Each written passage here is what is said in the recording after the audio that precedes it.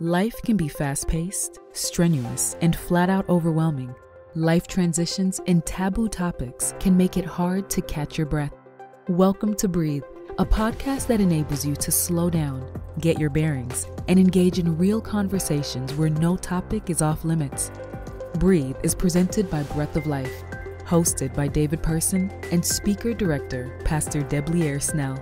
Welcome to Breathe. I'm David Person, and it is good to be with you once again here in the Breath of Life podcast studio with my brothers, Pastor Deblier Snell, speaker-director of Breath of Life and senior pastor of the Oakwood University Church. Yes, indeed. Yes, indeed. Pastor Kirk Nugent, Amen. Who is the media pastor at Oakwood and is the media guru here at Breath of Life. All right. So it's Monday, gentlemen. It's good Monday. to be with you guys and to be with our family. And absolutely. Yes. Hopefully you're with us on a Monday, but some people may catch it on Tuesday, Wednesday, or Thursday, whatever you do. Exactly. Glad that you tuned in and pray that you get blessed. Absolutely. Amen indeed. So, Pastor Snell, we're talking today about the power of a decision. The process of deciding.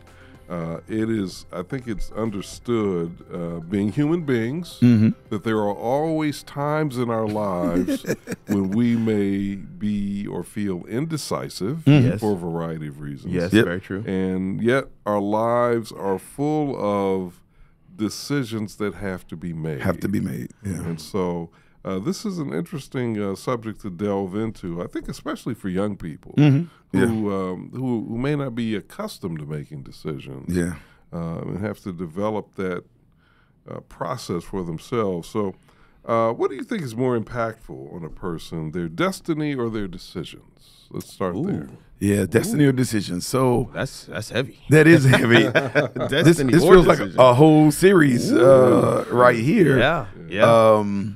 But you know, the reason I think that's a really important question is because I do think that there is a train of thought that believes if my destiny is this, that no decision I make can afford or thwart or cause me to forfeit destiny.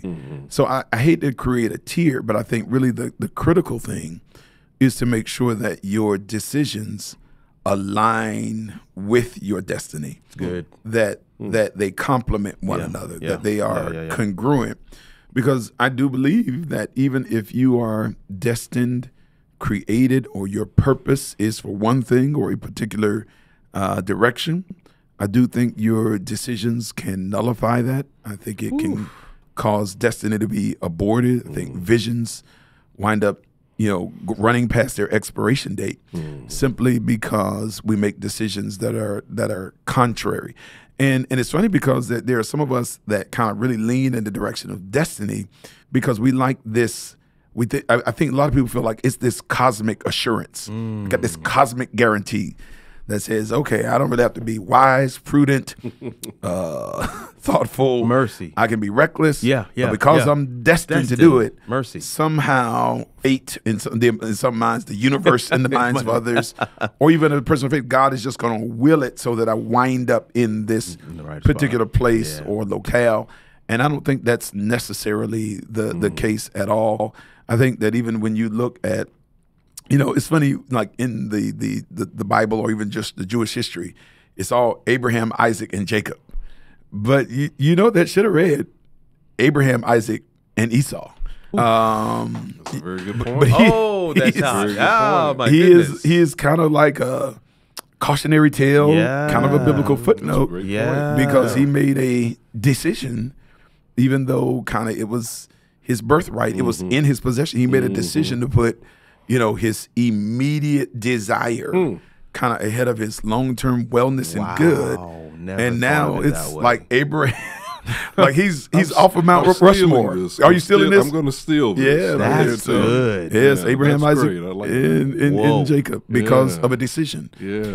See, I think we couch so decisions come from the fact that you have choices, and the power of choice is what sets us apart from everything else. This is what God has given us. Yep.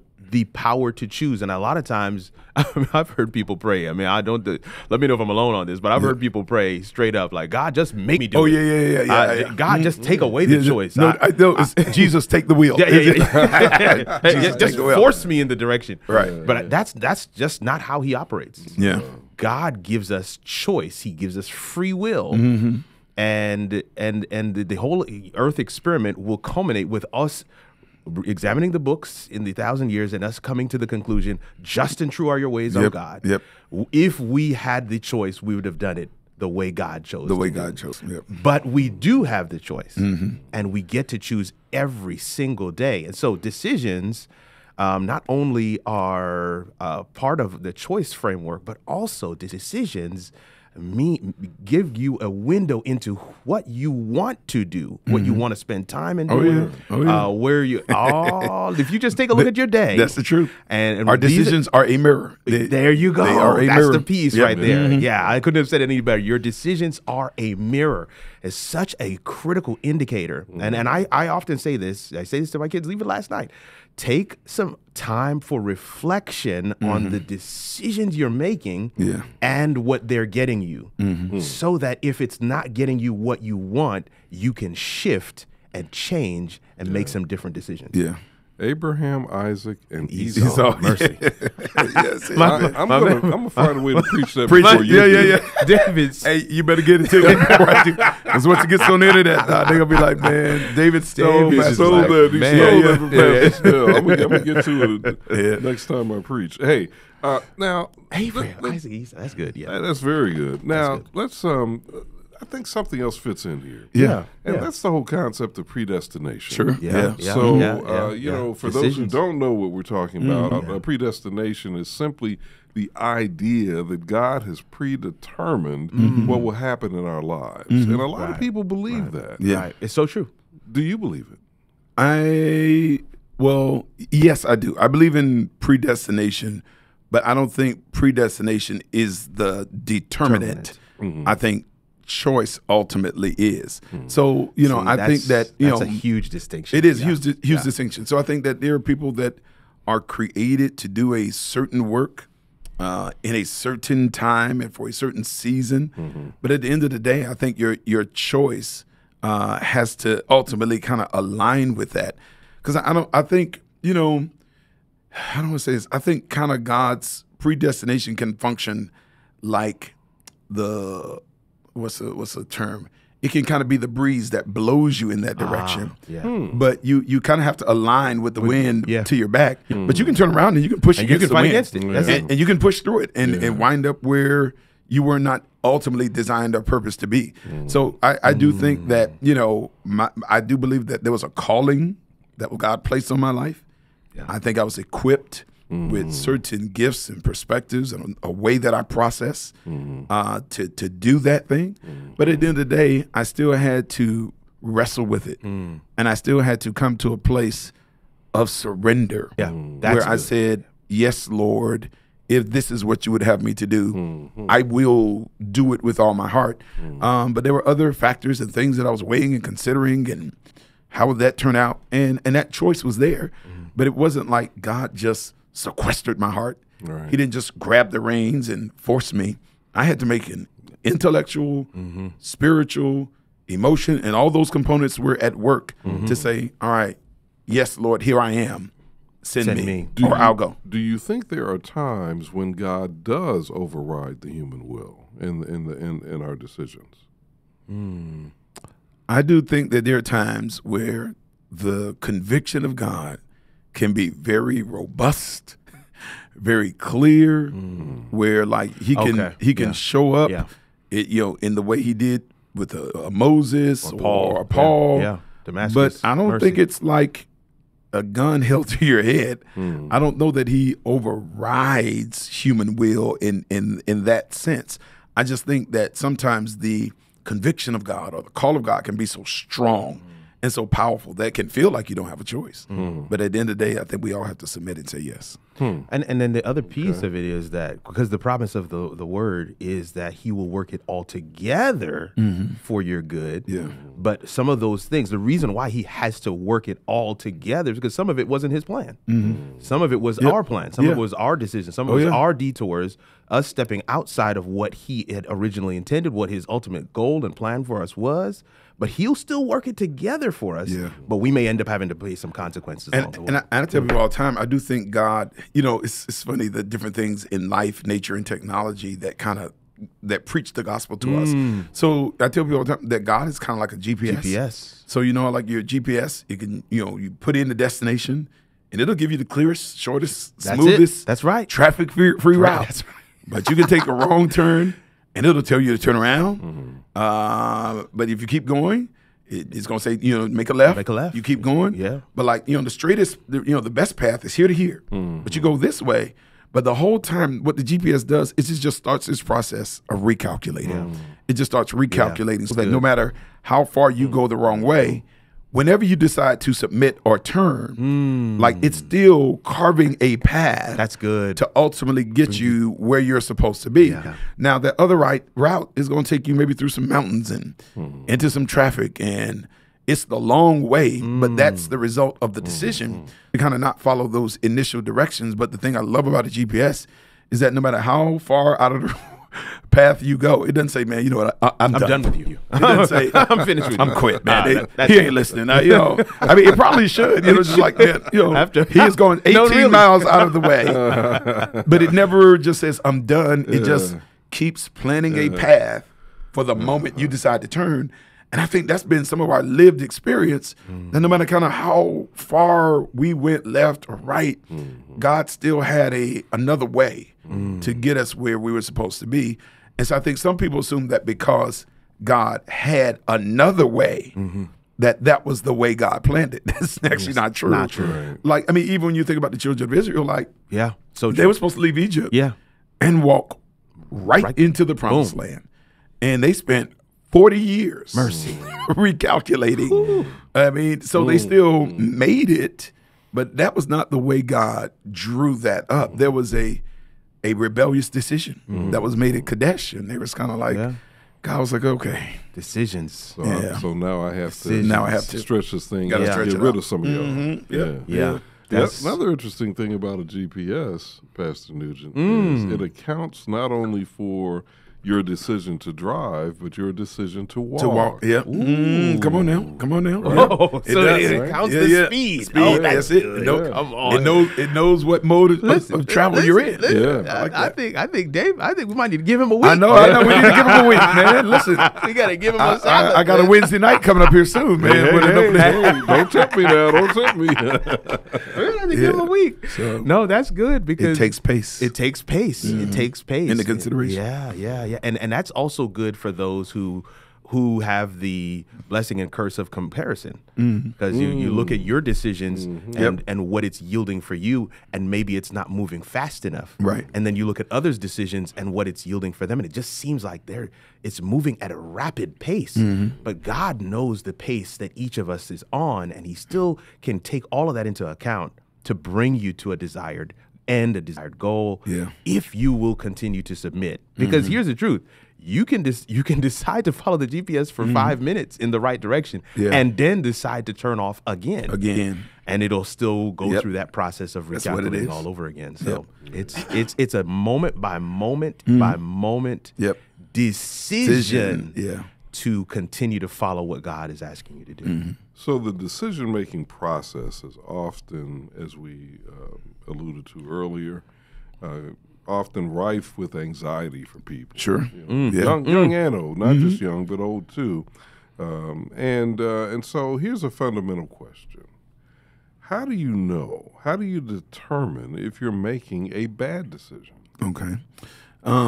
So, and let me just say this. I don't think that there's this tailor-made formula that we can give you a script that says every time you fall into this category, you're making a bad decision. So, but I think that there's some overarching things that kind of may inform you to say, okay, maybe I need to kind of reconsider it. So I think that, even the book of Proverbs talks about how a patient man has understanding, but he who is hasty misses the way. And so I just think that when we are yielding to artificial urgency. Like when we allow people or culture to hurry us up. I think decisions kind of made in a hurry tend to sometimes have outcomes that we don't necessarily like, because what happens is sometimes when you're in a hurry, you tend to make lasting decisions based on a temporary circumstance. And there's this great adage that says it's better to measure a thing 10 times and cut once than to measure once and have to cut it 10 times. And so I just think that the counsel you gave to your kids, you know, to be patient. I think, you know, is something that is needful. Now, the other thing is and I probably should start it here, is to be prayerful. The Bible says, you know, because like some people say, well, you know, I mean, you ain't got to pray about everything. God gave us common sense. And that's a big term right now, especially in election season. And I get what they're saying. But the reason I'm kind of a little bit anti-common sense, well, anti is the wrong word, but I guard it. Because the Bible says there is a way that seems right unto a man. But the end thereof is the way of death. So there's just certain decisions that seem so obvious. This is a slam dunk. I don't really need to give this any consideration. You know, the optics of it look really good. But sometimes, you know, when you really take the time to be prayerful, sometimes the Lord will bring certain things to light. He will allow certain things to materialize. He'll let things slip out of somebody's mouth. And you just got to kind of be willing to kind of follow the directives of the Holy Spirit. So good. So Proverbs 3:5 says, trust in the Lord with all your heart. Lean not to your own understanding, but in all your ways acknowledge him and he will direct your path. So I think that like you're kind of at a bad spot when you're kind of saying, all right, you know, it's like where I buy the car. And I'm like, Lord, please bless this car now that I bought it. Or, you know, I get the car, get the house. And now I'm asking the Lord to bless and cover the house after I bought it. Or, you know, jump in the relationship. Lord bless this relationship. Mercy. And again, the prayer isn't wrong, but I do think that we need to kind of seek a little bit more counsel and direction before we decide. And now we want the Lord's favor and blessing on a choice that might have been fundamentally outside of his will for you, not an evil choice, not an immoral choice. It just wasn't a part of your path or destiny. And see, what happens is now I'm just wanting God to confirm what I want, as opposed to seeking clarity and direction. So those are just a couple of thoughts. Is patience, mercy, and then just really seeking God for direction on the front end. So for the person who is new to the idea of incorporating God into their decision-making processes, where do you think they should draw the line? I mean, because I don't think you're saying that in every decision, do I get ketchup or do I get mustard? Right? Yeah, I mean, it's not like that. Right? No. I think more kind of life decisions. So I mean, I think, but I have preferences. Ketchup. Like, I just don't eat mayonnaise. I don't pray about it. You know what I'm saying? I don't eat mayonnaise. I mean, we don't pray about that. The Lord has spoken on this matter. The Holy Ghost is not going to tell you to eat mayonnaise. That's what you're saying. But I just think decisions. I think if I could just create a brief rubric, decisions that affect me or others. I think we should be very, very prayerful. And I think a part of just even your prayer life is just, you know, Lord, give me a spiritual sensitivity. This is it. That I can hear you and recognize you when you're leading me. Because I do think that, so for instance, you know, I have a certain way that I go to work every day. But there may be, again, and I don't want to be overly sensational, but there just may be times where the still small voice of the Spirit moves you in a different way. And you just never know what's on that particular route for that particular day. Mercy. Maybe it's not fatal, but maybe there's just someone he needs you to encounter. You know, maybe he wants you to stop by the grocery store for a reason, somebody you need to run into. So I just think ultimately it's having kind of a sensitivity to the voice of God or God's movement, so that I can align myself with that. So that he is so that the Lord, in fact, as the 23rd Psalm says, the Lord is my shepherd.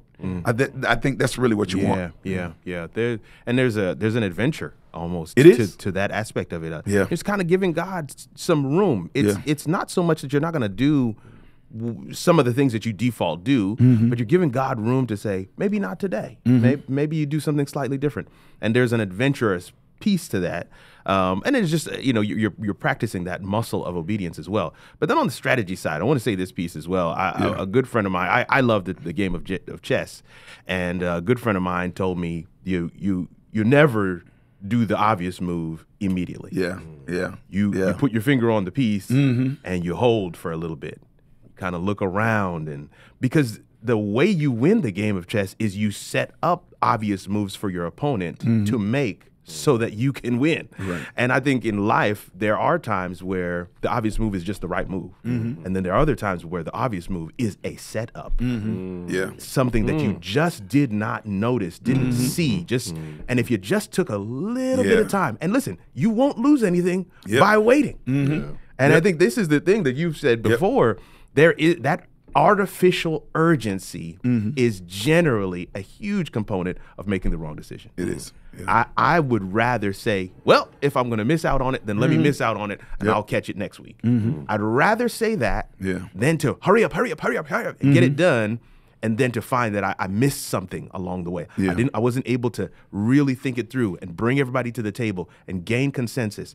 The how you get to the place is just as important as getting to the place. That's just the route you take. Absolutely.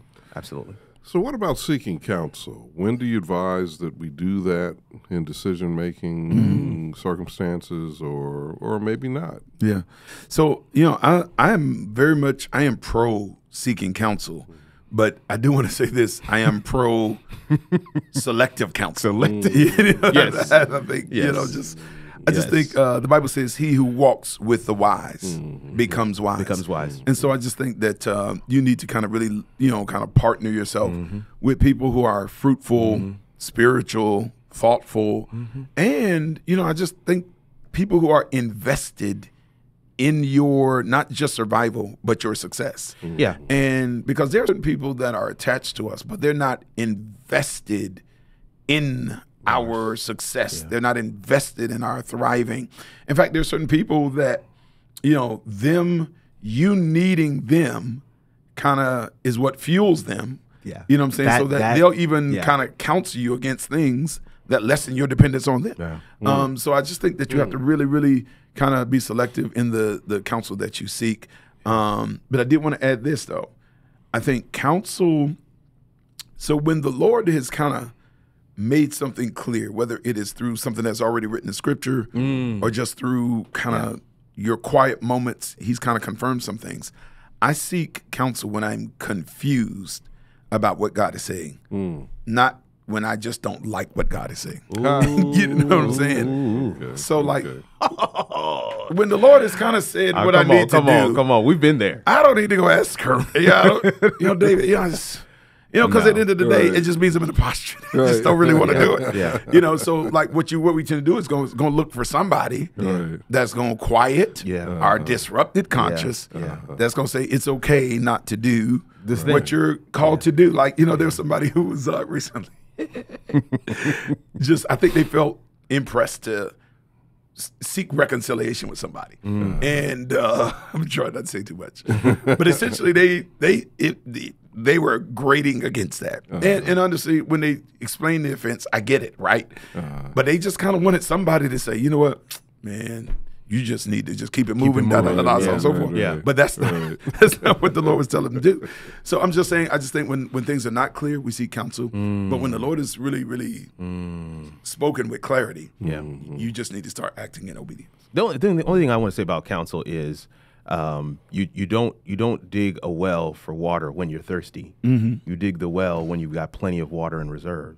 What I mean by that is counsel, having people to go to for counsel is something that you need to be setting up today before you need the counsel. Good word. That is a decision. Again, we're talking about decisions, but that is a decision you make because you know you're going to find yourself in a space where you need counsel.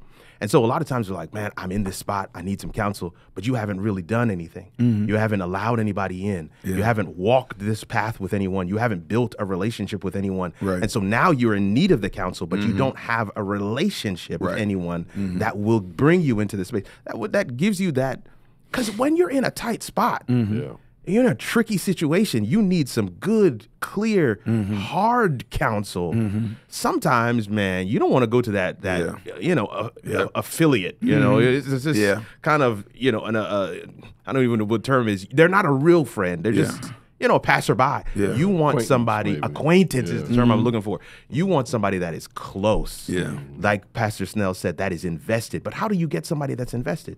You had to have already been in relationship. You had to already be doing life together with this person. And so I just believe you know that that's a scenario that's going to come down the line. You want to make sure you have that in place already. For myself and Kanique, we have an older couple that we look to. We don't just go to them when we're in trouble. We go to them when everything is good because we know there's going to come a time where you're going to need that counsel, and it's going to be so critical. So making the decision ahead of time that I'm going to need somebody in my corner, it allows you to begin to lay the groundwork and build the relationship so that you have that relationship when you're ready to draw from that well. That's a good word, because it's hard to find good counsel in a crisis. You kind of already, you kind of need to know who those persons are and who they are not. Because honestly, I do think, man, if you want to compound a problem, if you want to see the consequences of a choice move from a level 3 to a level 10,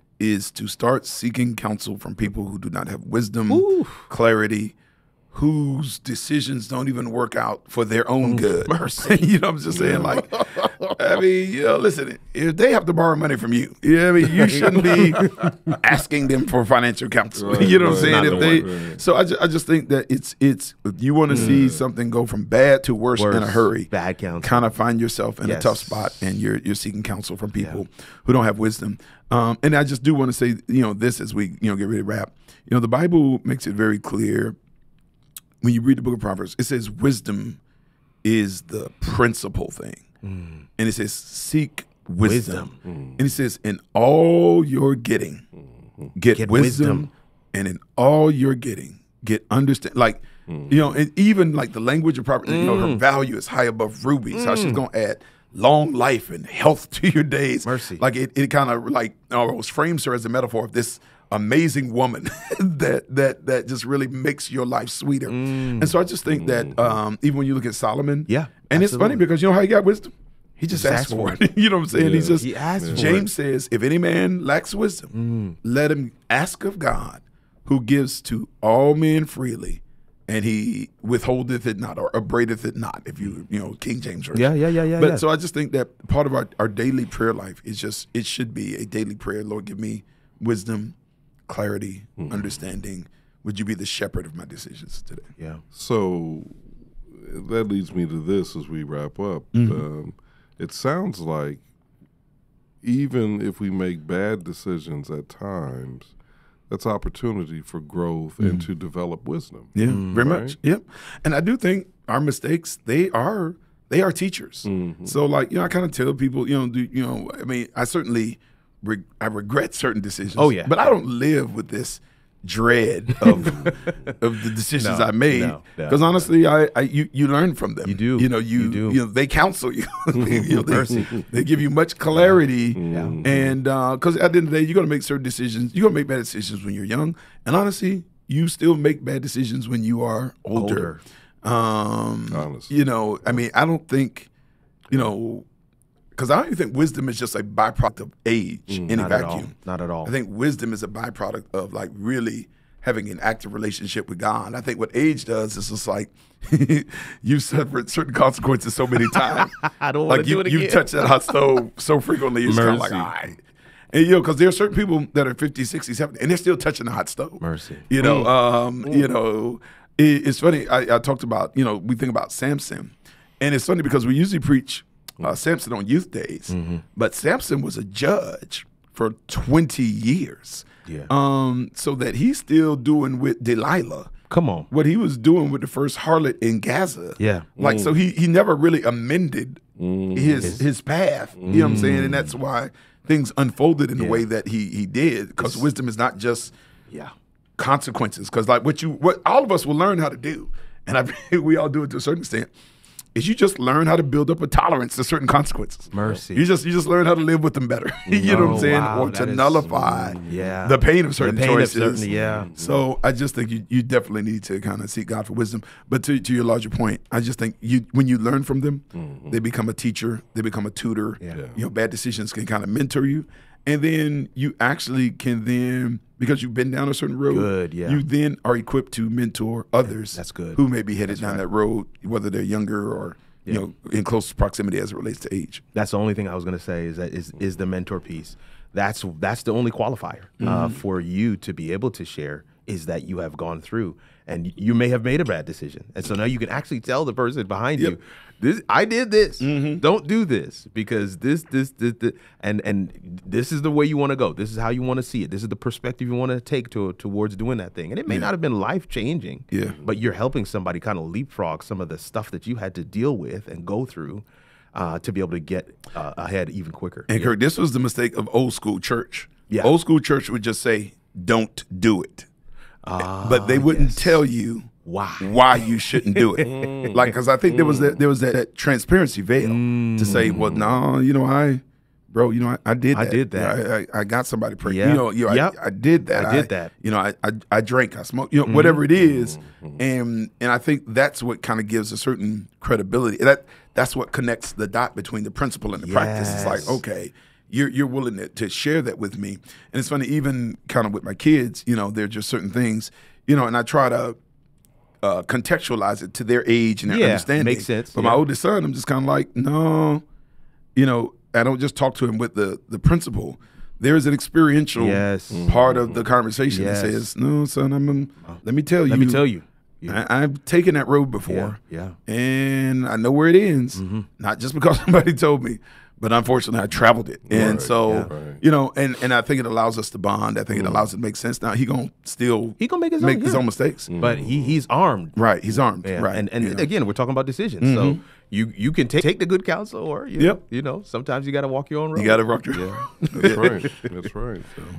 This has been a good conversation about decisions. I hope that people will take it to heart, and that it will help them to have less anxiety about making decisions, and also know that even if you make a bad decision, it's not the end of the world in most cases. You know, you can recover, especially if you follow the advice that we give at the end of this show. But before we do that, I want to thank Pastor Snell, Pastor Nugent, for another great episode of Breathe.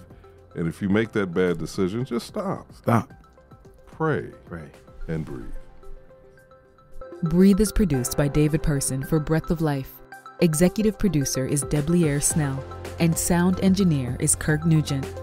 Audio episodes of Breathe can be found on Apple, Spotify, or Google podcast platforms. For video episodes and extra content, check out the Breath of Life YouTube channel.